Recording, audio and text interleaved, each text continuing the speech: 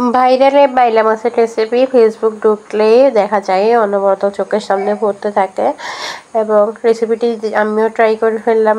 Try করে বিশ্বাস করেন, বাইলা মাছ অনেকভাবে খেয়েছি আমরা, অনেকভাবেই রান্না করেছি। আজকের এই রেসিপিটি রান্না করে আমি দেখেছি, জাস্ট মুখে লেগে আছে সেই স্বাদ। এখনভাবে রান্না করলে ভুলবেন না।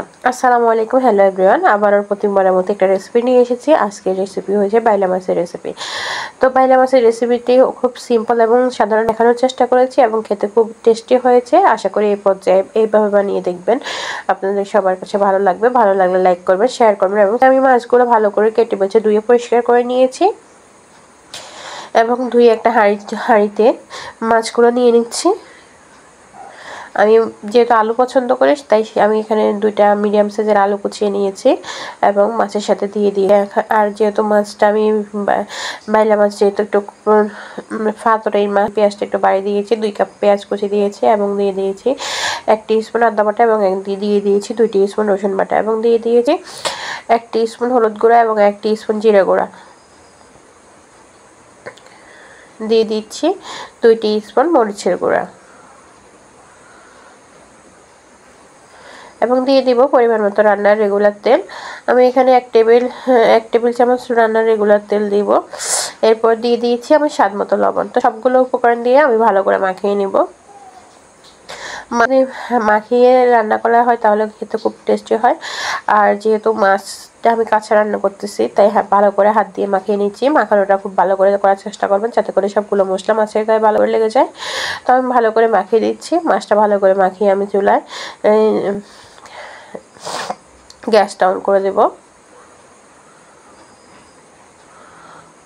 তো মাছগুলো ভালো করে আমার মাখানো শেষ হয়ে গিয়েছে। এই পর্যায়ে আমি ঝোলের পানি অ্যাড করে দিচ্ছি। এই পানিতে আমার মাছ রান্না হবে এবং মাছের জন্য যে ঝোল প্রয়োজন সেই ঝোল থাকবে। তো আমি ঝোলের পরিমাণ মতো পানি দিয়ে দিয়েছি। এখন গ্যাসটা অন করে দিয়েছি এবং রান্না করে নিয়েছি 6-7 মিনিট পরে। 6-7 ফিরে এসেছে। 6-7 মিনিট পরে একটু চাকিয়ে আমি মাছগুলো নিয়ে ছেড়ে দিচ্ছি এবং দিয়ে দিয়েছি ধনেপাতা। তো যে কোনো মাছ রান্নাতে বা যে কোনো তরকারি রান্নাতে ধনেপাতা দিলে তরকারির টেস্ট, স্বাদ পুরাই চেঞ্জ হয়ে যায়। তো ধনেপাতা দেওয়ার চেষ্টা করবেন। আমি ধনেপাতা দিয়ে আবার একটু, আমি হাতাখন্ড দিয়ে নাড়ছি না, একটু হাত দিয়ে গুঁড়িয়ে নেড়ে দিয়েছে। এরপর আবার ঢাকনা দিয়ে দেখে দিয়ে আবারও 6-7 মিনিট মতো রান্না করে নিয়েছি।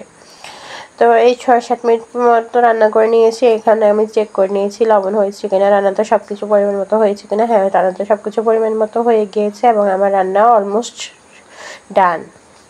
তো এখন আমি গরম সার্ভ করে নিচ্ছি।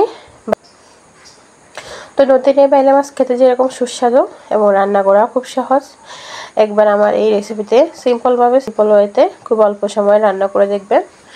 আশা করি ভালো লাগবে। তো আমার রেসিপিটি ভালো লাগলে অবশ্যই লাইক করবেন, শেয়ার করবেন এবং সাবস্ক্রাইব করবেন। আপনার একটা মূল্যবান কমেন্ট দিয়ে যাবেন, কেমন হয়েছে অবশ্যই জানাবেন। এই রেসিপিতে রান্না করবেন এবং মূল্যবান কমেন্টের জন্য অপেক্ষা করব। তো দেখুন যেরকম লোভনীয় হয়েছে, ঠিক এরকম টেস্টিও হয়েছে।